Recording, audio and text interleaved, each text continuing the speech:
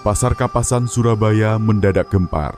Seorang pedagang lele jumbo tiba-tiba diborgol di depan mata semua orang. Teriakan, kepanikan, dan bisik-bisik liar langsung meledak di setiap sudut pasar. Tapi apa sebenarnya yang tersembunyi di balik kolam lele itu? Benarkah ia bersalah? Atau justru ada rahasia kelam yang belum terungkap? Matahari baru setengah naik. Kabut tipis masih menggantung di antara atap seng dan terpal warna-warni yang menaungi deretan lapak pasar Kapasan.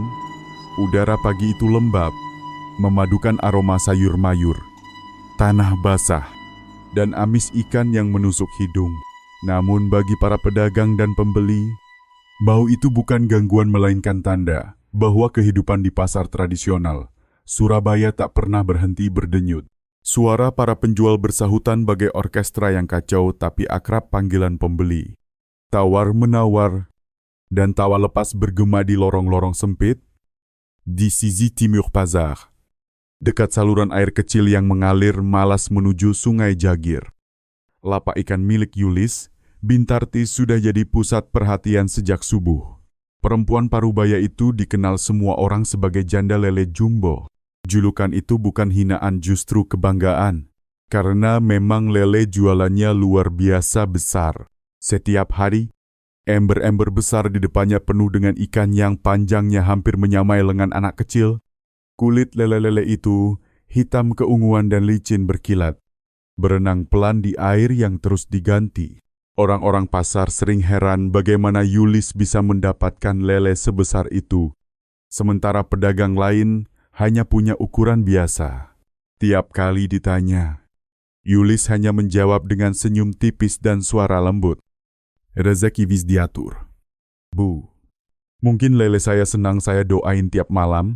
Wajah Yulis tidak cantik menurut ukuran umum, tapi matanya meneduhkan. Garis halus di pipi dan lengan yang mulai mengendur, jadi tanda kerja keras bertahun-tahun. Ia memakai kerudung polos dan selemek biru tua. Tangannya cekatan menimbang ikan sambil bercakap hangat dengan pembeli. Tak jarang ia memberi bonus sepotong lele untuk pelanggan lama. Pedagang lain mengakui kejujurannya. Meski diam-diam ada juga yang iri karena lapaknya tak pernah sepi. Bu Yulis, lelenya yang 2 kilo ya? Buat suami saya, kata Bu Sumini, penjual ayam di seberang lapak yang bertubuh gempal dan bersuara serak akibat sering teriak memanggil pembeli. Engge, Bu, mau saya bersihin sekalian, tanya Yulis sopan. Kalau bisa sekalian. Bu, suami saya maunya tinggal goreng aja. Malribe, jawab Bu Sumini sambil tertawa keras. Yulis ikut tersenyum. Pisau di tangannya menari cepat, memotong ikan dengan keahlian seorang yang telah lama hidup dari air dan darah ikan. Percikan lendir, air, asin, dan gemericik air bercampur dengan riuh suara pasar yang makin ramai. Tak jauh dari situ, Pak Rudi, penjual sayur langganan ibu-ibu kompleks, sudah berkeringat sejak pagi. Ia lewat depan lapak Yulis, tiap hari sekadar menyapa atau minta air bersih buat cuci tangan. Lelemu makin gede, Lis, katanya sambil menurunkan karung bayam dari pundaknya. Kau kasih makan steroid, Jakanda, Pak Rudi. Yulis tertawa kesil. Kalau pakai steroid, nanti malah nyenengan yang takut beli. Ini asli dari kolam belakang rumah. Pak Rudi mengangguk. Meski dalam hati kadang bertanya-tanya, ia pernah melihat sendiri truk kecil datang malam-malam ke rumah Yulis di daerah Gresik. Warga bilang itu pengiriman pakan. Tapi tak ada yang tahu pakan macam apa yang bisa bikin lele tumbuh secepat monster. Di luar area pasar, di parkiran motor yang becek dan bau oli, Darto sedang sibuk mengatur kendaraan keluar masuk. Pria kurus berkulit legam itu dikenal karena senyumnya yang lebar dan jujur. Sudah bertahun-tahun ia jadi juru parkir di pasar Kapasan. Mengenal semua pedagang seperti keluarga sendiri. Yulis sering memberinya sarapan gratis nasi pecel Madiun dan segelas teh hangat. Bo Yulis, aku titip motorku ya. Biar deket, katanya sambil mendorong motornya ke samping lapak. Boleh. Tuh, Tapi jangan sampai ganggu pembeli lain lewat. Luh, tenang, Bu. Tak repihin. Kalau ada pembeli bawa motor, gampang nanti. Yulis mengangguk. Dan sejenak tatapan mereka bertemu tatapan dua orang yang sudah lama saling percaya. Pasar makin ramai menjelang pukul 8. Pembeli datang silih berganti. Beberapa dari luar kota seperti Mojokerto dan Sidoarjo, anak-anak sekolah berdesakan membeli sarapan. Penjual kopi keliling menawarkan gelas plastik berisi kopi tubruk panas. Sementara, musik dangdut terdengar samar dari warung ujung. Semua tampak normal. Hiruk-pikuk seperti biasa. Penuh kehidupan. Tapi pagi itu ada sesuatu yang terasa lain. Di antara kerumunan, Yulis melihat dua pria asing berdiri tak jauh dari lapaknya. Mereka tak membawa belanjaan, hanya berpura-pura melihat-lihat ikan. Satu bertubuh tinggi besar, berambut sepak, memakai jaket kulit hitam meski udara panas. Satunya berkacamata gelap dengan tas lempang besar. Mereka berbisik-bisik. Sesekali melirik ke arah Yulis. Awalnya Yulis mengabaikan di pasar orang asing datang dan pergi. Kadang turis lokal yang penasaran suasana tradisional, tapi nalurinya yang terasah dari tahun-tahun hidup, di tengah banyak wajah membuatnya gelisah. Ada sesuatu yang kaku dari cara mereka berdiri. Terlalu waspada. Terlalu hati-hati. Bu, itu siapa ya, tanya Darto pelan saat lewat membawa helm pembeli yang tertinggal. Gak tahu. Tuh, dari tadi ngelihatin aku terus. Kukira pembeli. Tapi diam aja. Mungkin Vatavan. Bu, banyak tuh yang suka liput pasar Kapasan. Lele jumbo panjenengan kan terkenal. Yulis tertawa kesil. Tapi tawanya tidak senyaman biasanya. Ada rasa tidak enak menempel di dada. Ia pura-pura sibuk membersihkan ember. Tapi, sudut matanya tetap mengawasi dua pria itu. Salah satu menyalakan rokok, menatap tajam ke arahnya, lalu membuang abu ke tanah. Seketika bulu kuduk Yulis berdiri. Langit cerah perlahan tertutup awan tipis. Suara petir terdengar samar dari arah utara Surabaya. Namun pasar tak peduli pedagang tetap memanggil pembeli. Anak-anak tertawa. Dan tawa ibu-ibu masih bersahutan. Tapi di hati Yulis, ada sesuatu yang terasa tidak beres. Ia mencoba menenangkan diri. Berpikir, mungkin hanya firasat, tapi bayangan dua pria itu menempel terus di pikirannya sepanjang pagi. Sekitar pukul 9, keduanya menghilang di kerumunan. Yulis sedikit lega dan kembali melayani pembeli, tapi Darto yang masih mondar-mandir tak bisa menghapus rasa penasaran. Ia sempat melihat mobil hitam tanpa plat depan berhenti di sisi pasar beberapa menit sebelum dua pria itu muncul. Lalu mobil itu melaju ke arah barat, menuju Gresik. Aneh, gumamnya. Tapi ia memilih diam. Di sela kesibukan, Yulis sempat duduk di bangku kayu kecil, mengelap keringat di leher. Kapek juga, tapi alhamdulillah ramai. Bisiknya. Ia menatap sekeliling, menikmati hiruk-pikuk pasar yang baginya seperti rumah kedua. Tempat yang menyaksikan bagaimana ia bertahan hidup sejak suaminya meninggal 5 tahun lalu. Dari lapak sederhana itu, ia membiayai dua anaknya yang kini merantau ke Semarang dan Malang. Pasar dengan segala bau amis, buzzing, dan kehangatannya adalah hidupnya sendiri. Namun hari itu, di tengah keramaian yang begitu akrab, Yulis tidak tahu bahwa hidupnya sebentar lagi akan berubah. Bahwa dua pria asing itu bukan pengunjung biasa. Dan semua ketenangan yang ia bangun bertahun-tahun di sudut pasar Kapasan akan hancur dalam sekejap. Menjelang tengah hari, Yulis mulai memikirkan impak kosong. Sebagian ikan sudah laku, sebagian diborong warung langganan. Ia berencana menutup lapak lebih awal karena ada urusan ke rumah. Saat itulah ia melihat kembali pria berjaket hitam berdiri di ujung lorong pasar bersama beberapa orang lain. Ada kilatan logam di saku mereka. Seketika rasa dingin menjalar di punggungnya. Darto yang kebetulan lewat memperhatikan hal sama, ia berhenti. Pura-pura mengikat tali sepatunya. Tapi matanya terus mengamati gerakan mereka. Para pria itu tidak belanja, tidak bicara. Hanya berdiri seperti menunggu sesuatu. Bu Yulis, panggil Darto Peilan. Kalau nanti ada apa-apa, sampean masuk aja ke belakang lapak. Iya, jangan panik. Yulis menatap bingung. Maksudmu apa? Tu entah. Bu, aku cuma ngerasa aneh. Orang-orang itu bukan pembeli.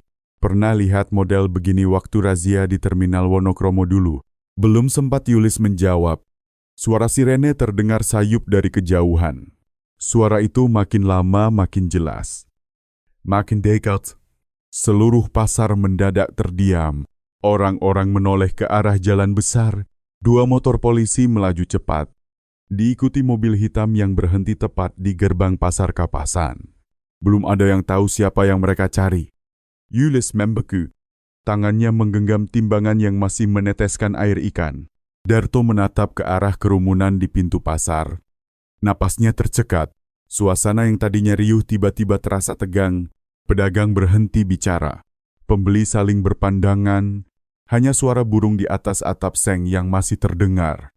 Di bawah langit mendung itu, ada rasa cemas yang tak bisa dijelaskan. Sesuatu yang besar sedang menuju mereka. Tapi belum ada yang tahu seperti apa bentuknya. Pasar Kapasan yang biasanya penuh tawa dan bau ikan kini seolah ikut menahan napas. Dan Yulis, dengan wajah yang mulai pucat dan jemari bergetar, tak menyadari bahwa pagi yang tampak biasa itu akan menjadi awal dari kekacauan yang mengguncang seluruh pasar hanya dalam beberapa jam ke depan. Suara sirene yang semula sayup kini memantul jelas di lorong-lorong sempit pasar Kapasan. Orang-orang mulai saling berpaling. Beberapa pedagang bahkan menurunkan tirai lapak karena khawatir akan ada razia. Di pintu utama pasar, 2 motor polisi berhenti mendadak. Disusul sebuah mobil hitam, tanpa plat depan persis seperti yang dilihat Darto pagi tadi. Dari dalamnya keluar 3 pria berjaket kulit dan 1 perwira polisi berseragam lengkap. Wajah-wajah mereka keras, dingin, tanpa basa-basi. Keramaian yang barusan riuh mendadak bungkam dalam hitungan detik. Suara tawar-menawar lenyap, berganti desau napas orang-orang yang menahan ingin tahu. Yang terdengar tinggal gemericik air di lapak-lapak ikan, dan derap sepatu para aparat yang menembus lorong menuju sisi timur pasar. Yulis sedang fokus menimbang ikan untuk pembeli ketika seseorang meneriakkan namanya keras-keras. Yulis Bintarti, suara berat itu membuat hampir semua kepala menoleh. Yulis Tekeut. Gerakannya sontak terhenti. Tangannya masih menggenggam seekor lele. Tetapi pandangannya kosong tertuju pada sumber suara. 4 pria berseragam hitam dan seorang polisi berpangkat mendekat. Salah satunya mengangkat selembar surat, Ibu Yulis Bintarti. Ulang perwira itu, Yulis mengangguk pelan. Belum paham. Iya. Saya. Ada apa? Pak maaf, Bu. Kami dari Polres Surabaya Kota. Kami memiliki surat perintah penangkapan terkait penyelidikan kasus. Tahun 2024. Kami minta Ibu ikut ke kantor untuk dimintai keterangan. Nada suaranya formal, dingin, berat. Orang-orang sekitar mulai berbisik. Pak Rudi yang sedang menata sawi menatap dengan kaget. Bu Sumini sampai menjatuhkan ember berisi potongan ayam. Penangkapan kasus apa? Pak, saya nggak paham. Yukap Yulis tergagap. Semuanya akan dijelaskan di kantor. Bu, mohon kerjasamanya. Belum sempat Yulis bertanya lagi. 2 pria mendekat dari kanan dan kiri. Yang satu menarik lengannya, yang lain menyiapkan borgol. Suara logam beradu terdengar nyaring. Klik. Pak, kenapa ini saya nggak salah apa-apa, seru Yulis panik. Ia mencoba mundur, tetapi cengkeraman di lengannya terlalu kuat. Darto yang melihat dari jauh langsung menerobos kerumunan. "Hei, jangan kasar sama Bu Yulis," beliau, pedagang. "Nggak ngapa-ngapain," teriaknya mengiris udara. Tetapi dua petugas lain segera menghadangnya. "Tolong mundur, Pak. Ini proses hukum, jangan mengganggu." "Proses hukum apaan? Dia cuma jual lele," balas Darto dengan muka memerah. Sementara itu para pedagang mulai ricuh. Ada yang berteriak, ada yang terisak ketakutan. Histeria bercampur langkah tergesa aparat yang berusaha mengamankan area. Seorang pembeli yang baru tiba sampai menjatuhkan tas belanja karena terkejut melihat Yulis diborgol. "Ya Allah, Bu Yulis ditangkap polisi," teriak seseorang. Dalam sekejap, pasar berubah menjadi lautan manusia yang berdesakan. Sebagian mengangkat ponsel merekam kejadian. Sebagian lagi berteriak marah menuduh polisi sewenang-wenang. "Ini salah tangkap, Pak," seru Bu Sumini sambil menepuk dada. "Saya kenal beliau orang baik, rajin salat. Nggak pernah macam-macam." Polisi tetap tenang. Dua orang memegang lengan Yulis di kanan kiri. Mengiringnya perlahan melewati lorong yang kini penuh tatapan. Suara teriakan semakin meninggi. Anak-anak kecil yang ikut ibunya menangis ketakutan. Darto mencoba menjikuti dari belakang. Tetapi langkahnya terhenti ketika seorang petugas berdiri menghadang. "Mundur, Pak. Jangan ikut." "Tapi saya kenal dia. Saya tahu Bu Yulis orang baik." "Jelaskan dulu kenapa ditangkap." Petugas itu hanya menatap tanpa menjawab. Lalu memberi ruang bagi tim lain yang membawa Yulis keluar lorong. Darto terpaku. Dadanya sesak. Tak percaya dengan apa yang sedang terjadi. Di sepanjang pasar, desas-desus berlari cepat seperti api membakar jerami. Katanya dia jual ikan curian. "Bukan. Aku dengar dia nyembunyiin barang haram di dum belakang rumah." "Ah, masa sih?" "Aku malah dengar polisi nemu sesuatu dari truk yang sering datang malam-malam." Bisik-bisik menggema di mana-mana. Dalam waktu singkat, nama Yulis yang tadinya disegani berubah jadi pusat gosip dan tuduhan liar. Beberapa pedagang mulai was-was. Takut terseret. Malah ada yang buru-buru menyingkirkan ember lele yang barusan mereka beli dari lapaknya. Di tengah kekacauan, Yulis hanya bisa menangis. Air matanya jatuh tanpa suara saat ia digiring menuju mobil polisi. Sirene kembali meraung, kali ini lebih nyaring. Membelah kerumunan yang seolah menjelma neraka kecil. Orang-orang mendorong, ingin melihat lebih dekat. Sementara aparat berusaha menenangkan situasi. "Bu Yulis, sabar ya, nanti dijelasin." "Bu," teriak Pak Rudi dari kejauhan. Suaranya tenggelam oleh ribuan bisik dan jerit. Ketika pintu mobil hendak ditutup, Yulis sempat menoleh ke arah lapaknya. Di sana, ember-ember berisi lele yang belum sempat ia jual masih teronggok. Airnya mulai keruh karena tak diganti. Di atas meja, resehan dan catatan kecil berserakan. Ia menatap lama seolah tak percaya bahwa pagi yang tadi penuh tawa berakhir dengan rantai dingin melingkari pergelangan tangannya. Di sisi lain, Darto berdiri kaku, napas berat. Ia tak sanggup menerima pemandangan itu. Polisi membawa pergi satu-satunya orang yang ia percaya, tanpa penjelasan gamblang di depan mata. Beberapa jam setelahnya, suasana pasar belum juga pulih. Wartawan lokal berdatangan, memotret sisa kekacauan. Para pedagang dimintai keterangan. Banyak yang menolak bicara takut salah ucap. Hanya Bu Sumini yang terus menangis di sudut lapak, menatap kosong ke tempat Yulis biasa berdiri. Orang sebaik itu kok ditangkap, ya Allah? Kalau ini salah tangkap, dosanya gede, gumamnya. Pak Rudi mencoba menenangkan, meski suaranya sendiri bergetar. Mungkin ada salah administrasi? Bu, polisi juga manusia. Namun di dalam hati, ia tidak yakin. Beberapa hari terakhir, ia memang memperhatikan hal ganjil di lapak Yulis. Truk datang larut malam. Suara berat dari belakang rumah dekat kolam. Meski begitu, ia tetap menolak percaya bahwa Yulis sanggup melakukan keburukan. Sorry tuh, Darto memutuskan mendatangi kantor polisi. Namun sebelum berangkat, ia mendekati lapak Yulis yang kini kosong. Ember-ember besar dibiarkan terbuka. Airnya bergelembung aneh. Beberapa lele megap-megap lemah. Ia jongkok menatap permukaan air lama. Lalu berbisik, "Bu Yulis, sebenarnya apa yang panjenengan simpan?" Ia menoleh ke kanan ke titik tempat dua pria asing berdiri pagi tadi. Lorong itu sekarang sepi. Hanya plastik bekas dan sisa sayur berterbaran di lantai. Tapi rasa tak enak di dadanya belum juga surut. Ia yakin ada sesuatu yang lebih besar dari sekadar penangkapan biasa. Menjelang malam, kabar penangkapan Yulis menyebar ke seluruh penjuru Surabaya.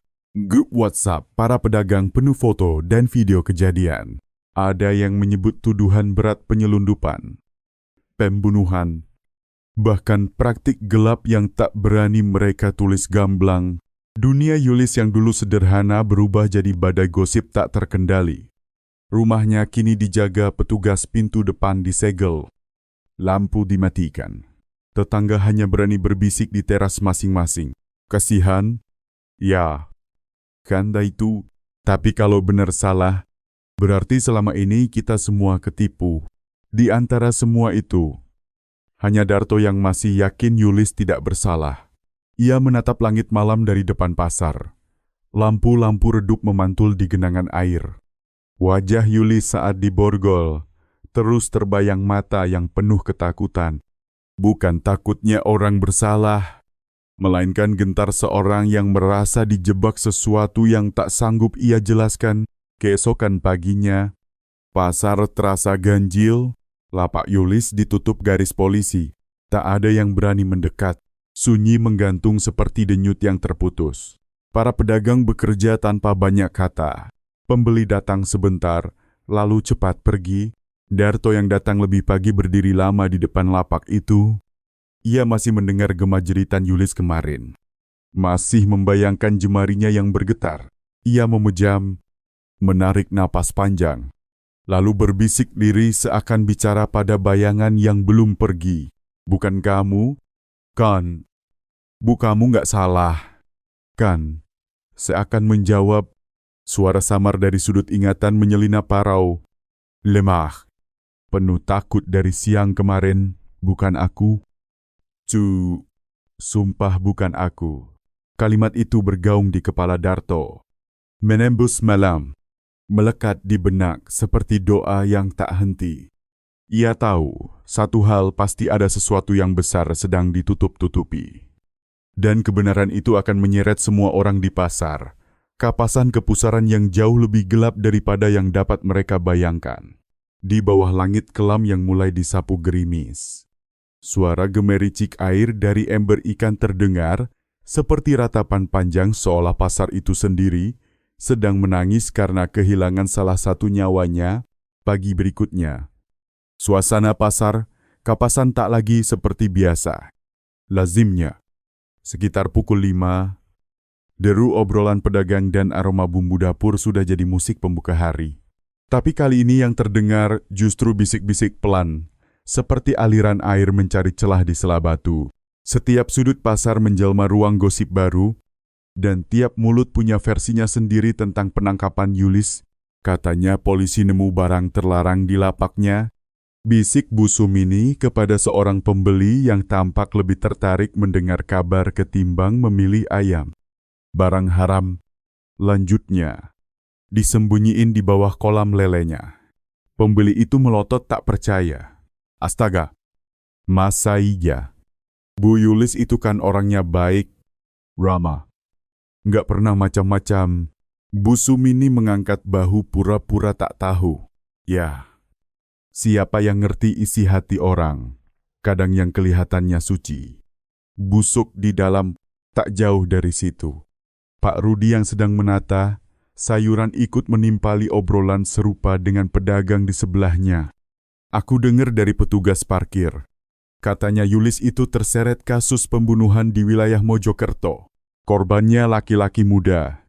Terakhir ketahuan pernah belanja di lapaknya. Pembunuhan desah pedagang lain, menatap Pak Rudi dengan campuran takut dan heran. Ya Allah, jadi selama ini kita belanja dekat sama orang yang sudah. Rek, potong Pak Rudi cepat. Aku juga belum yakin, tapi ya lihat saja. Polisi nggak mungkin nangkap orang tanpa bukti. Gosip terus merayap, berpindah dari mulut ke mulut, makin ramai, makin liar. Dalam waktu kurang dari sehari, nama Yulis berubah dari penjual lele jumbo paling laris menjadi sosok tersangka misterius dengan rahasia kelam.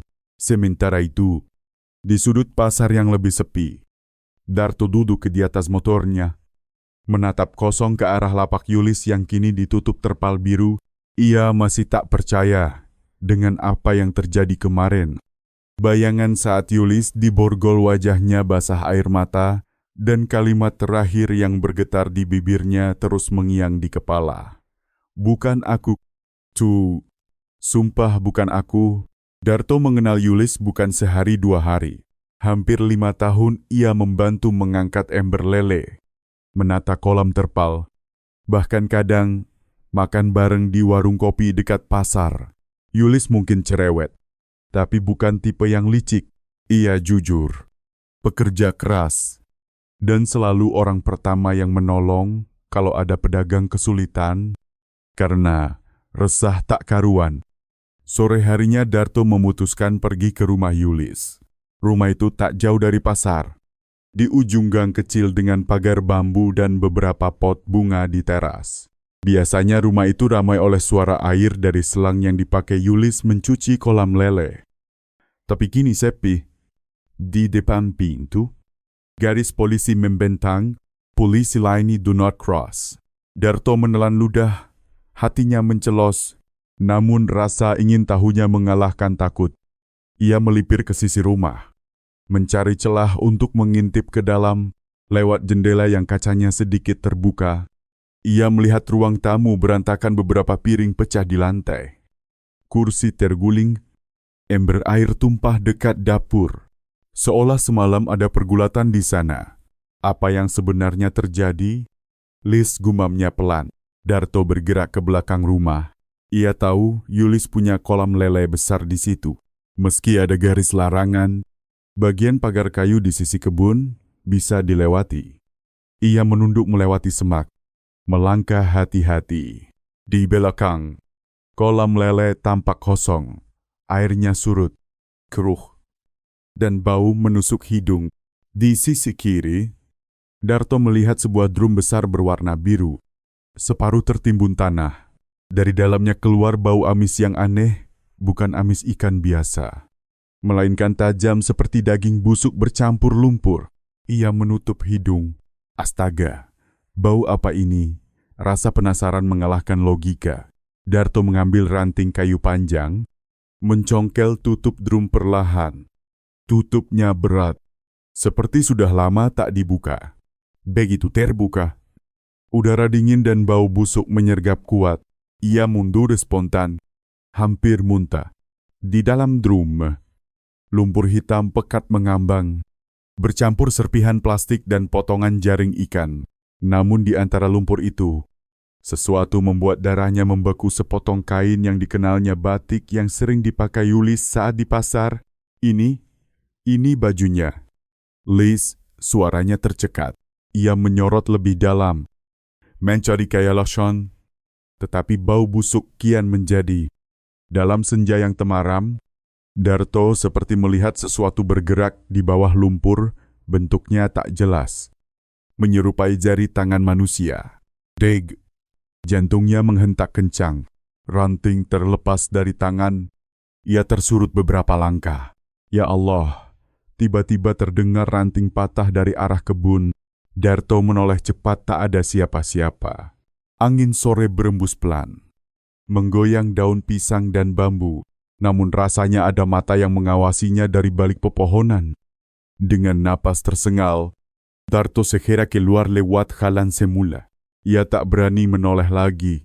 Di kepalanya pertanyaan bertubrukan, apa yang sebenarnya disembunyikan Yulis Drum itu ada hubungannya dengan penangkapannya? Atau justru ada yang menjebaknya? Saat kembali ke jalan utama, matanya menangkap dua pria yang pernah ia lihat di pasar beberapa hari lalu. Pria asing yang dulu memperhatikan lapak Yulis. Mereka berdiri di dekat warung kopi, seolah menunggu seseorang. Salah satunya melirik Darto dan tersenyum tipis. Darto tersekat. Ia buru-buru menunduk, berjalan cepat tanpa menoleh. Langkahnya makin tergesa hingga akhirnya ia naik ke motor dan menyalakan mesin. Di dalam hati ia yakin satu hal, apapun yang terjadi, Yulis bukanlah pelaku begitu saja. Jika polisi enggan mengejar kebenaran, ia sendiri yang akan mencarinya. Malam turun. Dari kejauhan, lampu pasar berkelip samar, saksi bisu badai gosip dan rahasia yang pelan-pelan terbuka. Di kepalanya, bau amis dari drum seolah masih menempel di ujung hidung, tanda ada sesuatu yang mengerikan menunggu untuk dibongkar. Darto tahu ini baru permulaan. Malam itu langit Surabaya mendung berat, bulan tertutup awan kelabu, meninggalkan kesunyian menekan seperti kain tebal di dada. Darto duduk di teras kontrakannya yang sempit, menatap secangkir kopi yang sudah dingin. Yang berputar di pikirannya cuma satu bayangan drum biru di belakang rumah Yulis. Sehak, siang. Bau itu terasa melekat di hidung. Ia berkali-kali cuci muka dan ganti baju, tetapi mual tak juga hilang. Hatinya gelisah. Pikirannya campur aduk antara takut dan rasa ingin tahu yang justru membesar. Kalau aku diam, berarti aku ikut nutupin sesuatu, gumamnya pelan. Tapi kalau aku lapor, gimana kalau mereka pikir aku terlibat? Ia teringat tatapan dua pria asing di warung kopi sore tadi, tatapan dingin, tajam, terlalu lama untuk disebut kebetulan. Seakan mereka tahu Darto melihat sesuatu yang seharusnya tak ia lihat. Detik berjalan tanpa jawaban, hingga sekitar pukul 9 malam. Darto mengambil keputusan yang bahkan membuat dirinya ngeri. Ia akan kembali ke rumah Yulis. Ia harus tahu apa yang sebenarnya tersembunyi di dalam drum itu. Ia mengenakan jaket hitam, menyalakan motor perlahan, lalu melaju tanpa lampu depan sampai keluar gang. Jalan menuju rumah Yulis gelap dan sepi. Sesekali anjing menggonggong dari kejauhan, menambah tegang. Sampai di sana, garis polisi masih melintang, tetapi tak ada penjaga. Rumah itu sunyi total. Darto menunggu, memastikan tak ada yang mengikutinya. Lalu menembus pagar bambu lewat sisi kebun, jalur yang sama seperti siang tadi. Di belakang rumah, ia menyalakan senter ponsel. Cahaya putih kecil menyorot drum biru. Tutupnya masih seperti terakhir ia tinggalkan. Udara sekitar drum lembab dan berbau busuk. Lebih parah dari siang. Darto mendekat pelan. Jantung berdentum keras. Jemarinya gemetar saat mengangkat tutup. Bau busuk segera menyambar, membuatnya hampir muntah. Namun kali ini ia menahan diri. Ia harus melihat apa yang ada di dalam. Cahaya senter bergetar di tangannya. Lumpur hitam menggembung pelan seperti cairan yang lama membusuk. Dengan hati-hati, ia mengambil tongkat bambu yang tergeletak di dekat pagar dan mulai mengaduk perlahan. Beberapa detik kemudian, sesuatu yang keras menyentuh ujung tongkat. Ia menunduk, menyorot lebih dekat. Ada karung putih kotor, terikat tali, tenggelam di dasar drum.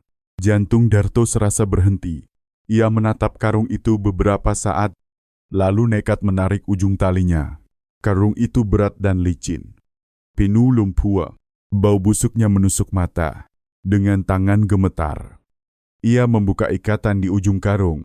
Begitu terbuka, isinya membuat darahnya dingin. Potongan-potongan daging besar yang warnanya keabu-abuan, tidak menyerupai daging ikan atau hewan ternak. Bentuknya tak beraturan, tetapi beberapa bagian seperti memiliki urat dan kulit tipis yang jelas bukan milik binatang. Darto tersurut spontan, menabrak pagar bambu di belakang. Astaga, ini apa? Suaranya bergetar. Ia ingin percaya itu daging hewan, tetapi hatinya menolak. Bau itu, warna itu terlalu menyeramkan. Ia segera menutup kembali karung, mendorongnya ke dalam drum, lalu menutup rapat. Tangan dan bajunya belepotan lumpur dan lendir. Tapi ia tak peduli. Napas memburu. Keringat dingin menetes di pelipis. Dalam panik, ia lari keluar lewat kebun. Setiap suara ranting patah terdengar seperti langkah kaki mengejarnya. Ia baru berhenti di tepi jalan besar, membungkuk sambil terengah. Ya Allah, apa yang sebenarnya disimpan Yulis di rumah itu? Darto pulang dengan pikiran kalut. Setiba di kontrakan, ia langsung mencuci tangan berulang-ulang. Namun rasa jijik tak juga hilang. Ia duduk di lantai, mimkangi kepala, bingung harus bagaimana. Kalau ia melapor ke polisi, bisa-bisa dituduh terlibat. Tapi kalau diam saya, siapa yang tahu kejahatan, apa yang sedang ditutup rapat di balik drum itu? Mungkin itulah sebab Yulis ditangkap.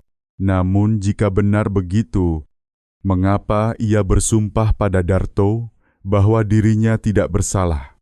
Jam dinding menunjukkan pukul 11 malam ketika suara ketukan keras terdengar dari pintu kontrakannya. Darto tersentak, jantungnya seolah melompat. Ia menatap pintu dengan gentar. Siapa suaranya pelan? Tak ada jawaban, hanya ketukan lagi. Kali ini lebih cepat. Ia meraih kunci Inggris di dekat kompor, lalu mendekati pintu perlahan. Setelah memastikan pengait masih terpasang, ia mengintip lewat celah kecil di jendela. Dua pria berdiri di luar orang yang sama yang ia lihat di warung kopi sore tadi. Yang satu mengenakan jaket kulit hitam dengan wajah tertutup masker. Yang lain menggenggam rokok dan menatap langsung ke arah jendela. Darto menahan napas, mematikan lampu ruang tamu, lalu mundur pelan-pelan ke belakang rumah. Ketukan di pintu berubah menjadi gebukan. Darto, kami tahu kamu di dalam, buka pintunya. Suara berat itu terdengar jelas dalam dan mengancam. Darto terpaku. Mereka tahu namanya bagaimana bisa. Kalau kamu nggak buka, kami masuk sendiri. Darto memutuskan kabur. Ia membuka jendela belakang dengan hati-hati, menyelinap keluar tanpa suara, lalu berlari ke gang kecil menuju jalan pasar. Dari kejauhan ia mendengar pintu kontrakannya digedor hebat, mungkin sudah dijebol. Ia terus berlari tanpa menoleh. Udara malam menusuk dada. Tetapi rasa takut membuat langkahnya ringan. Ia tak tahu harus kemana. Hingga akhirnya berhenti di depan lapak kosong milik Pak Rudi di pasar. Ia duduk di lantai, memegangi kepala yang berdenyut. Lis, apa yang kau sembunyikan? Lis bisiknya pelan. Sementara itu, di tempat lain di kantor Polsek Genteng, dua penyidik sedang membahas berkas kasus Yulis. Salah satunya, Inspektur Arman, menatap foto Yulis yang diambil saat pemeriksaan. Dia kira kepala sekali. Katanya semua ini jebakan. Dan dia menyebut satu nama Rangga. Rangga tanya penyidik lain. Arman mengangguk. Katanya, Rangga sering datang ke lapaknya malam-malam, bantu urusan ikan. Begitu katanya. Tapi dari penyelidikan awal, pria bernama Rangga ini nggak punya identitas jelas, tak ada KTP, tak ada catatan kerja. Bahkan tetangga Yulis bilang belum pernah melihat wajahnya jelas. Jadi kemungkinan dia yang menyembunyikan barang di rumah Yulis. Mungkin, jawab Arman lirih. Atau mereka berdua memang kerja sama. Penyidik lain membuka map foto lokasi penangkapan. Tapi, Pak, kalau memang ada barang bukti besar seperti drum di belakang rumah, kenapa belum digeledah tuntas? Arman menarik napas panjang. Itu bagian yang aneh. Tim forensik belum dikirim ke sana, harusnya sudah. Ia memandang keluar jendela kantor yang gelap. Aku curiga, ada yang ingin bukti itu tetap tersembunyi. Malam makin larut. Di pasar yang sudah sepi, Darto masih duduk di lantai. Wajahnya penuh kebingungan. Ia baru sadar satu hal, drum itu bukan sekadar tempat menyimpan sesuatu, melainkan kunci seluruh misteri. Yang lebih menakutkan, kini ada orang lain yang tahu ia telah membuka drum itu dan tampaknya mereka tidak akan membiarkannya hidup tenang setelah ini. Pagi itu, kabar baru dari Polsek Genteng menyebar lebih cepat daripada aroma sayur lodeh di warung Bu Sumini. Orang-orang pasar kembali ramai memperbincangkan satu nama yang tiba-tiba mencuat dari penyelidikan polisi Rangga. Katanya, Rangga itu mantan suaminya Yulis. "Lu," ujar seorang pedagang sambil menimbang cabai merah. Padahal dulu katanya sudah meninggal 3 tahun lalu karena kecelakaan di Mojokerto. "Loh, terus kalau sudah meninggal, kenapa namanya masih nyantol di rekening Yulis?" timpal seorang pembeli yang penasaran. "Kok aneh?" Ya, percakapan itu menggelinding dari warung kopi ke kios ikan asin. Dari tukang sayur sampai penjual gorengan. Nama Rangga kembali hidup di tengah pasar Kapasan. Namun kali ini diselubungi misteri. Di kantor Polsek, Inspektur Arman menatap layar komputer dengan dahi berkerut. Di hadapannya, daftar transaksi rekening terpampang jelas. 2 minggu sebelum penangkapan, ada transfer sebesar 30 juta rupiah dari rekening atas nama Rangga Setiawan ke rekening Yulis Hartini. Orang yang katanya sudah meninggal bisa transfer uang. Gumam Arman lirih, penyidik di sebelahnya. "Rini, membuka berkas tambahan, saya sudah minta konfirmasi ke bank. Rekening itu aktif dan sempat dipakai tarik tunai di ATM sekitar pasar Kapasan seminggu sebelum Yulis ditangkap, tapi CCTV-nya hilang." "Pak," katanya rusak. Arman menghela napas. "Selalu begitu, setiap kali kita mendekati sesuatu, pasti ada yang hilang." Ia berdiri, berjalan ke papan bukti yang penuh foto dan catatan tempel. Kalau Rangga memang masih hidup, Yulis bisa jadi tidak bersalah. Tapi kalau Rangga sudah mati dan ada yang memakai identitasnya, berarti ini permainan yang jauh lebih besar. Di tempat lain, Darto masih dihantui bayangan drum biru. Semalaman, ia tak tidur mengingat ancaman 2 pria misterius dan bau amis yang seakan menempel di kulit. Namun pagi itu rasa takutnya menjelma tekad. Satu-satunya jalan menemukan kebenaran adalah mencari tahu siapa sebenarnya Rangga. Ia memulai dari pasar ikan di pinggiran Surabaya, tempat para pedagang sering bertransaksi di luar jam resmi pasar gelap ikan.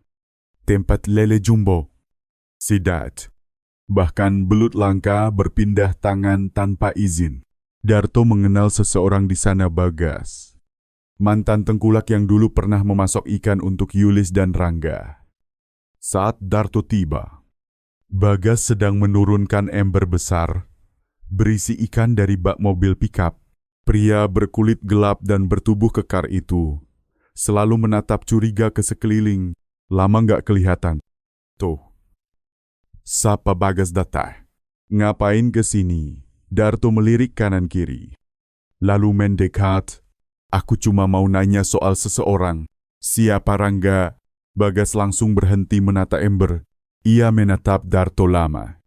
Menyalakan rokok tanpa bicara. Asapnya mengepul di udara lembab pagi itu.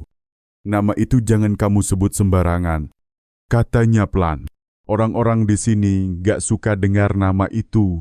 Darto menjernyit. "Kenapa bukannya dia udah meninggal?"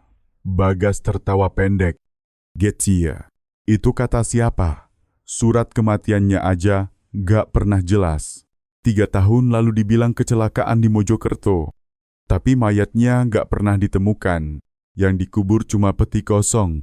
Darto membeku. "Kau serius?" Bagas mengangguk.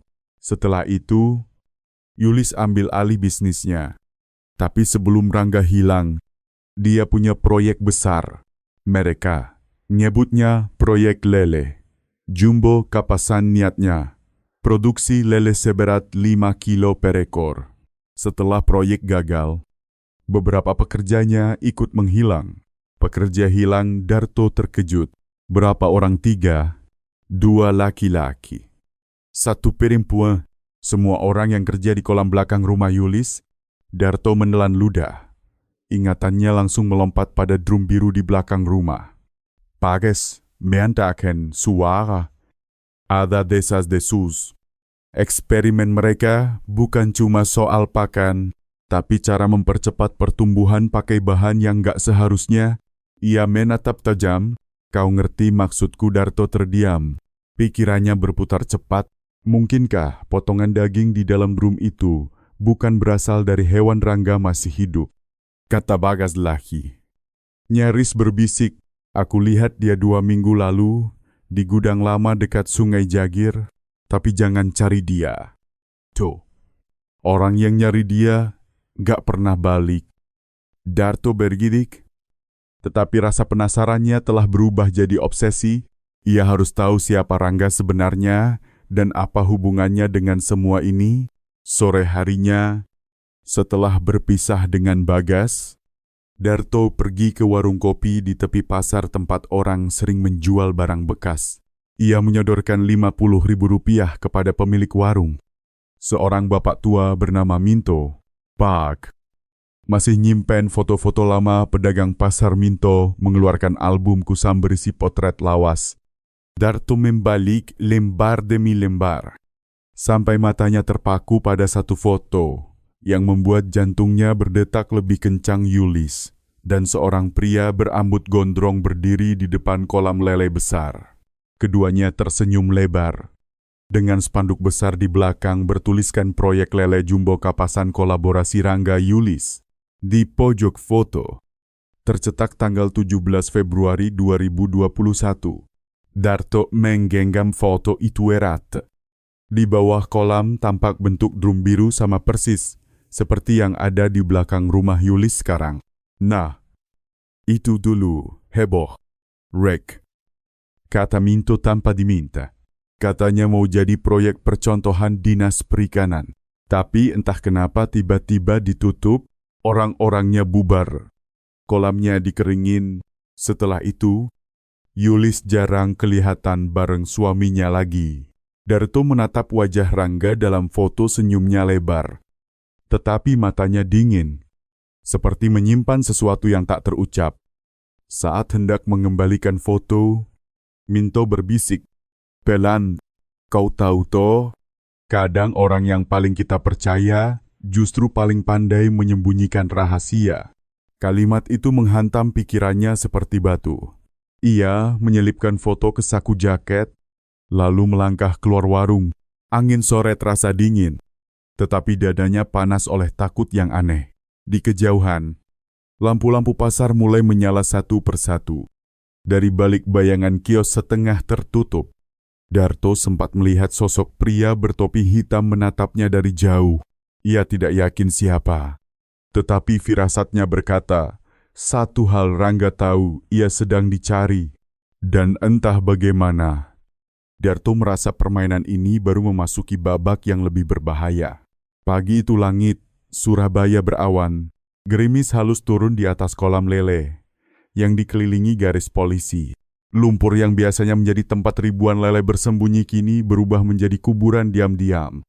Bau amis yang menyatu dengan anyir darah lama menusuk hidung siapapun yang berada di sekitar lokasi. Polisi bekerja tanpa henti, menggali tepi kolam dengan sekop. Tanah berlendir terangkat satu-satu. Sementara itu, warga menonton dari kejauhan, saling membisikkan dugaan yang tak ada habisnya. Darto berdiri di tengah kerumunan, tubuhnya bergetar. Ia mengenakan jaket lusuh dan topi hitam. Berusaha tak mencolok, namun matanya tak bisa lepas dari kolam. Itu kolam yang dulu kerap ia datangi untuk membeli bibit lele dari Yulis. Kini tempat itu menjadi saksi bisu dari sesuatu yang tak lagi bisa diselubungi. Teriakan seorang polisi mendadak membelah suasana. "Komandan, ada temuan di sini." Semua pandangan serempak tertuju pada satu titik galian. Dari lumpur hitam pekat, seorang petugas mengangkat karung putih besar bertuliskan pupuk organik.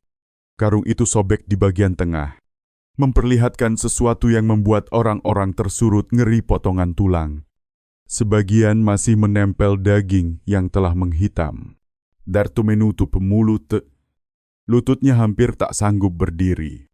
Seketika, bayangan drum di rumah Yulis berkelebat drum yang ia buka pada malam itu. Drum yang juga menyimpan karung dengan isi serupa. Ya Allah, bisiknya lirih. Ia paham kini. Drum itu bukan sekadar tempat limbah atau pakan basi, melainkan bagian dari mimpi buruk yang jauh lebih besar. Kapolsek Genteng, Kompol Wahyu, memimpin langsung penggalian. Pastikan semua karung diangkat. Foto satu persatu sebelum dipindahkan. Perintahnya dengan wajah menegang. Ia tahu perkara ini bukan perkara biasa. Dari laporan forensik awal, tulang-tulang tersebut menunjukkan bekas potongan oleh alat tajam dan berat kemungkinan gergaji daging dari balik garis polisi. Beberapa warga mulai berteriak, "Kerjaan siapa ini? Yulis kan sudah ditangkap." Pak Adu, dulu saya sering beli lele di sini. Suara-suara itu bergema, membentuk kabut rumor kian pekat. Nama Yulis berubah menjadi semacam kutukan di pasar. Para pedagang takut pembeli menjauh. Khawatir dagangan mereka ikut tercemar skandal. Usaha seakan terkunci mandek. Di tengah semuanya, Darto merasa seperti tali yang siap putus tiap kali ditarik sedikit saja. Sore harinya, 2 polisi mendatangi kontrakan Darto. "Pak Darto, iya. Kami dari Polsek Genteng. Ada beberapa hal terkait Bu Yulis yang perlu kami tanyakan." Yantung Datu berdegup cepat. Ia sempat ingin menolak, tetapi tatapan tegas para petugas membuatnya tak punya pilihan. Ia dibawa ke kantor polisi.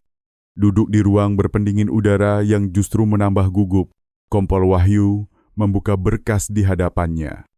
"Pak Darto, kami menerima laporan bahwa Anda adalah orang yang paling sering berinteraksi dengan Yulis sebelum penangkapan. Benar?" Darto menelan ludah. "Benar, Pak. Saya kadang bantu di lapaknya. Nongkrong tarlel, bersihin drum," ulang Wahyu. Nadanya menajam. "Drum seperti apa?" Darto terdiam. Ingatan tentang malam ketika ia membuka drum itu menerjang bau busuk. Karung yang berdarah. Potongan daging yang rasanya mustahil milik hewan. Ia ingin bicara, tetapi lidahnya seperti terkunci.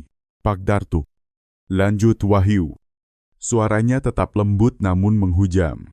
"Kalau Anda tahu sesuatu lalu menutupinya, Anda bisa dianggap menghalangi penyidikan, tapi kalau jujur, itu akan menolong kami menemukan kebenaran."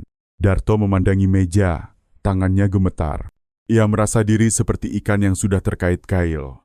Tak bisa lagi berenang bebas. Di sisi lain, ia takut bila kejujuran justru menyeretnya lebih jauh nama baik. Keluarga, pekerjaan, semuanya dipertaruhkan. Saya cuma bersihin drum, Pak. Kuma itu. Dan Anda tidak melihat apapun?" tanya Wahyu sekali lagi. Darto sempat menggeleng. "Enggak, Pak. Saya nggak lihat apa-apa." Polisi itu menatapnya lama. Seakan tahu Darto tidak sepenuhnya berkata jujur. Namun mereka tak memaksa. Salah seorang menuliskan sesuatu pada lembar laporan, lalu berkata, "Baik, Pak Darto, tapi bila nanti kami menemukan bukti lain, kami harap Anda bersedia bekerja sama. Ini kasus serius." Darto mengangguk pelan saat ia melangkah keluar. Matahari sudah tenggelam, jalanan lengang. Hanya sisa cahaya jingga senja yang memantul di genangan air. Ia pulang dengan isi kepala yang kian kusut. Di benaknya, teriakan-teriakan, "Beau l'impur," dan tatapan Wahyu terus bergaung. Malam itu ia tak mampu tidur. Angin malam menyelinap dari celah jendela, membawa lembab aneh seperti lumpur kolam bercampur darah basi. Ia menyalakan rokok, duduk di kursi bambu depan rumah, menatap hampa ke jalan. "Yulis, apa sebenarnya yang kamu sembunyikan?" gumamnya. Dalam ingatan, muncul percakapan terakhir mereka sebelum penangkapan. "Darto, jangan pernah buka drum itu. Anggap saja bukan urusanmu." "Kenapa?" "Bu, saya cuma mau bantu bersihin. Tolong." "Dat, demi keselamatanmu." Kadang rasa penasaran lebih berbahaya daripada racun. Waktu itu Darto tak paham. Tetapi kini kalimat itu menggemakan makna lain, sebuah peringatan yang datang terlambat. Keesokan harinya, berita tentang penemuan tulang manusia di kolam lele menyebar luas. Televisi lokal menayangkannya berulang-ulang. Wartawan mendatangi pasar, mewawancarai pedagang, mencari siapa saja yang mengenal Yulis. Beberapa menyebut nama Darto sejak itu. Pandangan orang terhadapnya berubah. Itu Darto. Ya, katanya sering ke rumah Yulis. Iya. Mungkin dia tahu tapi diam. Sering. Lu, jangan-jangan dia juga bisik-bisik itu menyayat hati. Ia ingin berteriak bahwa dirinya tidak bersalah. Tetapi sia-sia. Di dunia yang haus sensasi, kebenaran sering kalah oleh cerita yang lebih menggugah. Sore itu, Darto nekat kembali ke kolam lele. Polisi sudah pergi. Tersisa lumpur yang mengeras dan beberapa pitah kuning yang tersobek. Ia berdiri di tepi kolam, menatap air yang mulai jernih lagi. Namun di bawah permukaannya, seolah masih ada sesuatu yang bersembunyi, entah rahasia, entah rasa bersalah. Ia berjongkok, mengambil segenggam lumpur. Meremasnya. Kenapa kamu lakukan ini? Yulis angin pelan membuat permukaan air bergetar. Di kejauhan, suara kodok bersahutan. Di telinga Darto, bunyi itu mirip jeritan samar.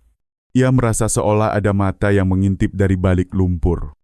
Mengawasinya, tiba-tiba ponselnya bergetar. Sebuah pesan dari nomor tak dikenal masuk berhenti ikut campur. Dart, kau tidak tahu apa yang kau buka. Darto terpaku. Keringat dingin menyelinap di pelipis. Ia menatap sekitar, tak ada siapapun. Langit mengelap. Dan untuk pertama kalinya dalam hidup, ia benar-benar merasa diawasi. Malam itu begitu panjang. Darto menatap layar ponsel berulang-ulang. Mencoba menebak siapa pengirimnya Rangga. Atau sosok lain yang masih bersembunyi di balik kasus ini. Ia sadar. Drum yang ia buka, karung yang ia lihat, dan kolam berlumpur, itu hanyalah permukaan dari sesuatu yang jauh lebih dalam, sesuatu yang berdarah, busuk, dan siap menelan siapapun yang menggali terlalu dalam. Ia mematikan lampu rumah. Duduk dalam gelap, suara lele yang meliuk di ember belakang terdengar pelan, bagai gumam dari dasar kolam maut yang belum sepenuhnya diam.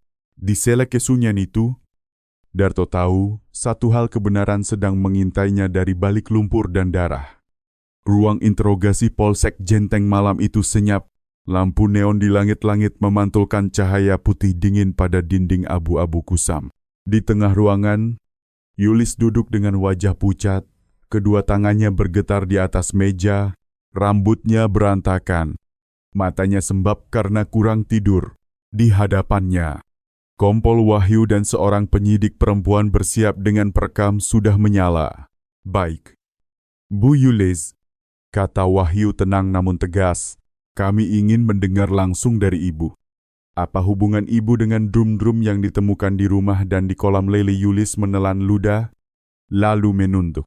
Suaranya bergetar saat mulai bicara. Itu bukan punya saya. Pak, drum-drum itu dikirim Rangga. Rangga, maksud Anda mantan suami yang dikabarkan meninggal? Yulis mengangguk pelan. Iya, tapi dia ternyata masih hidup. Pak, 3 bulan lalu dia datang malam-malam. Katanya butuh tempat aman buat simpan beberapa drum. Saya tanya isinya apa. Dia cuman bilang bahan campuran pakan ikan. Saya percaya. Pak, saya nggak curiga. Air matanya menetes di atas meja. Ia menahan tangis, tapi suaranya pecah juga. Saya bodoh. Pak, saya kira dia mau bantu usaha saya bangkit. Saya nggak tahu kalau di dalamnya ada mayat. Wahyu menatap lama. Jadi Ibu tidak pernah membuka drum-drum itu? Tidak pernah? Pak, saya takut Rangga marah. Dia mengancam kalau saya banyak tanya. Dia bakal nyakitin anak saya yang kerja di Jakarta. Saya cuma nurut. Penyidik perempuan mencatat setiap kata. Tangis Yulis sesekali mematahkan keheningan. Siapapun yang mendengar bisa merasakan ngeri dan takut yang membalutnya, takut seorang perempuan yang terperangkap dalam permainan gelap yang tak ia pahami. Beberapa jam kemudian, selesai interogasi. Wahyu keluar dengan ekspresi serius. Di luar, beberapa anggota sudah menunggu. Bagaimana hasilnya? Komandan tanya seorang petugas. Dia terdengar jujur. Jawab Wahyu, tapi kita butuh bukti kuat. Telusuri aliran rekening antara dia dan Rangga. Periksa juga CCTV sekitar rumahnya 3 bulan terakhir. Kalau benar Rangga masih hidup, arah kasus ini bisa berubah. Sementara itu, di luar kantor, Darto duduk di bangku kayu dekat halaman. Ia menanti kabar tentang Yulis. Sejak mendengar penggalian kolam, menemukan tulang, ia tak tenang. Begitu kabar beredar bahwa Yulis buka suara, ia merasa harus datang meski tanpa panggilan resmi. Pintu ruang interogasi terbuka. Yulis keluar dengan langkah lemah. Dikawal 2 polisi, saat matanya bertemu Darto, air mata langsung mengalir. Dart, suaranya lirih. Darto berdiri. Hendak mendekat, tetapi petugas menahan. Maaf, Pak. Nanti saja. Namun, Yulis tetap berkata gemeter. Penuh penyesalan, saya nggak tahu. Dart, saya nggak tahu apa-apa soal mayat itu. Saya cuma nurut sama Rangga. Dia bilang semuanya bakal beres. Darto menatap lama. Di hatinya, ia percaya Yulis tidak berbohong. Tatapannya terlalu jernih untuk disamakan dengan pelaku kejahatan. Tetapi di sisi lain, nama Rangga kian gelap. Mantan suami yang seharusnya mati, ternyata masih berkeliaran. Malamnya, Darto pulang dengan kepala penuh tanya. Ia duduk di meja kecil, menatap foto lama yang ia temukan beberapa hari sebelumnya. Yulis dan Rangga berdiri di depan kolam besar bertuliskan Proyek Lele Jumbo Kapasan. Wajah keduanya tampak bahagia, tetapi kini kemesraan itu terasa seperti potret dusta. Ia teringat bagaimana dulu Rangga sering muncul di pasar pendiam, tetapi karismatik. Beberapa pedagang bilang Rangga punya proyek besar dengan perusahaan pakan ikan luar negeri, namun sejak sebuah kecelakaan misterius 3 tahun lalu, namanya lenyap. Darto menjijit bibir. Jika Rangga masih hidup, berarti semua ini direncanakan. Ponselnya bergetar. Pesan baru dari nomor yang sama seperti malam sebelumnya. Jangan percaya air mata. Kadang lumpur lebih jujur daripada manusia. Darto lama menatap layar. Ia tahu pesan itu bukan ancaman kosong. Entah peringatan, entah permainan. Ia memilih tidak membalas, namun rasa takut kembali menggigiti batinnya. Keesokan hari, penyelidikan memunculkan temuan yang mengejutkan. Dari pelacakan rekening, ada aliran dana atas nama Rangga Setiawan ke rekening Yulis sebesar 5 juta rupiah setiap pekan selama 2 bulan terakhir. Nomor pengirim terdaftar atas nama perusahaan ekspedisi fiktif di Semarang. Ini cukup kuat sebagai indikasi bahwa Rangga masih hidup, kata Wahyu di ruang rapat. Kita harus segera koordinasi dengan Polda. Kalau benar, ini bukan sekadar kasus pembunuhan, bisa jadi jaringan perdagangan gelap. Beberapa anggota mengangguk, namun sebelum rapat usai, seorang petugas datang membawa amplop besar. Komandan, ada kiriman anonim di pos jaga. Isinya foto. Amplop dibuka. Tergelar beberapa foto cetak berwarna Rangga berdiri di dekat truk pendingin berlogo Lele Jumbo Kapasan. Foto terakhir membuat ruangan hening. Rangga berbicara dengan seseorang yang wajahnya setengah tertutup masker. Di belakang mereka tampak drum biru yang sama seperti di rumah Yulis. Siapa orang di sebelah Rangga ini, tanya Wahyu. Gambar diperbesar di komputer. Beberapa detik kemudian, wajah itu tampak jelas. Semua memandang layar, terperanjat. Itu Darto. Sore itu, 2 mobil polisi berhenti di depan kontrakan Darto. Ia baru saja pulang dari pasar ketika sirene pendek terdengar. Para tetangga keluar menonton. Polisi turun cepat.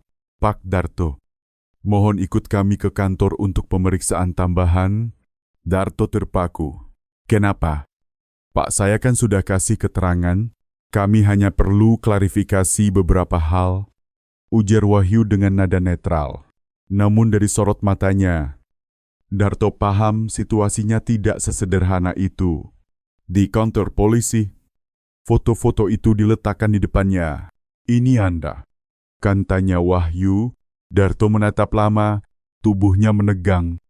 Ia mengenali tempat itu gudang pakan ikan di pinggiran kota.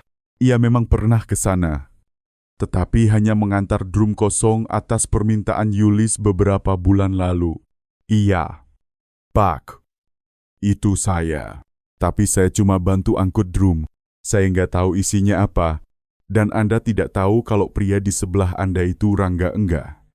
Pak, dia pakai masker. Kupikir karyawan biasa. Wahyu menyipitkan mata, lalu bersandar. Pak Darto, sejauh ini kita belum bisa memastikan siapa yang benar. Tapi satu hal saya yakini, Yulis bukan pelaku utama. Kalau Anda benar tidak tahu apa-apa, berarti ada pihak yang sedang memanfaatkan kalian berdua. Darto menunduk. Saya cuma pengantar ikan. Pak, saya nggak pernah minta terlibat dalam semua ini. Wahyu mengetuk meja pelan. Justru itu, Pak Darto. Kadang orang yang tak minta terlibat malah jadi saksi kunci. Malam berikutnya, Darto bermimpi aneh. Ia melihat dirinya berdiri di tepi kolam lele, lumpur bergolak. Dan dari dasar muncul sosok Rangga yang pucat berlumur darah. Menatapnya dengan mata tajam. Kenapa engkau buka drum itu? Darto, suara itu menggema. Mengguncang telinganya. Ia mencoba menyerit. Tetapi tak ada suara saat tangan Rangga meraih lengannya. Darto terbangun tersentak. Napas memburu. Pagi merayap. Kabut masih tebal. Ia tahu hidupnya tidak akan tenang sebelum misteri ini tuntas. Sementara itu, di kantor polisi, hasil forensik terbaru membawa fakta lain. Sebagian tulang belulang dari kolam adalah milik pria dewasa. Berdasarkan uji DNA sementara, satu di antaranya kemungkinan besar adalah Rangga. Wahyu terdiam lama menatap laporan. Jika benar Rangga sudah mati, lalu siapa yang mengirim uang dan foto-foto itu? Kasus ini menjelma sesuatu yang jauh lebih rumit dari dugaan awal. Menjelang senya, Darto duduk di warung kopi dekat pasar. Menatap berita di televisi kecil, kasus tulang di kolam lele masih misterius. Polisi selidiki kemungkinan jaringan perdagangan gelap dan identitas pelaku yang belum jelas. Ia menarik napas panjang. Segalanya terasa runtuh usaha para pedagang. Nama baik, bahkan rasa percaya di antara teman.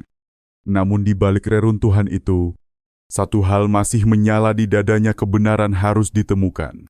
Meski harus menggali lebih dalam lagi ke lumpur dan darah masa lalu.